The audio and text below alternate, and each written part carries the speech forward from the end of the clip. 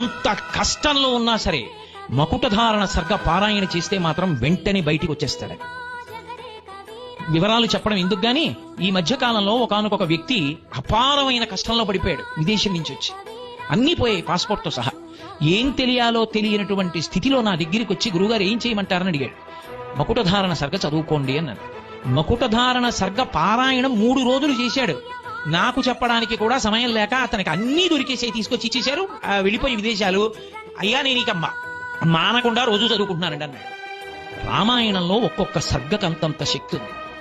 ఆయన ఎక్కడో గంధమాదన పర్వతం మీద ఉండొచ్చు, మీరు నమ్మి నమస్కరించండి, మూర్తి అక్కర్లేదు ఆయన విషయంలో. నమ్మి నిలబడి పిలిస్తే చాలు, వెంటనే వచ్చి రక్ష చేస్తారు మహానుభావుడు. అంతటి అద్వితీయ స్వరూపం. అందుకే చంద్రశేఖర భారతీ స్వామి వారు పుస్తకం పెట్టుకుని భక్తితో చదువుతుంటే వచ్చి కూర్చునేవారు. ఆయనే చేశారు నిర్ణయం. సుందరకాండ చెప్తే ఖాళీ కుర్చీ వెయ్యాలి, హనుమ వచ్చి కూర్చుని కీర్త. అంత కష్టంలో ఉన్నా సరే మకుటధారణ సర్గ పారాయణ చేస్తే మాత్రం వెంటనే బయటికి వచ్చేస్తాడు. వివరాలు చెప్పడం ఎందుకు గాని, ఈ మధ్య కాలంలో ఒకానొక వ్యక్తి అపారమైన కష్టంలో పడిపోయాడు. విదేశం నుంచి వచ్చి అన్నీ పోయాయి, పాస్పోర్ట్ తో సహా.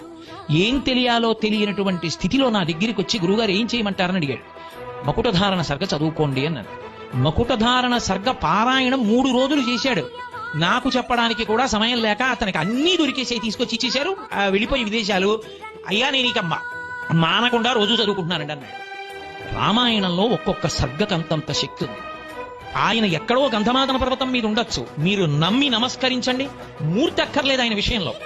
నమ్మి నిలబడి పిలిస్తే చాలు, వెంటనే వచ్చి రక్ష చేస్తారు మహానుభావుడు. అంతటి అద్వితీయ స్వరూపం. అందుకే చంద్రశేఖర భారతీ స్వామి వారు పుస్తకం పెట్టుకుని భక్తితో చదువుతుంటే వచ్చి కూర్చునేవారు. ఆయనే చేశారు నిర్ణయం. సుందరకాండ చెప్తే ఖాళీ కుర్చీ వెయ్యాలి, హనుమ వచ్చి కూర్చుని కీర్త.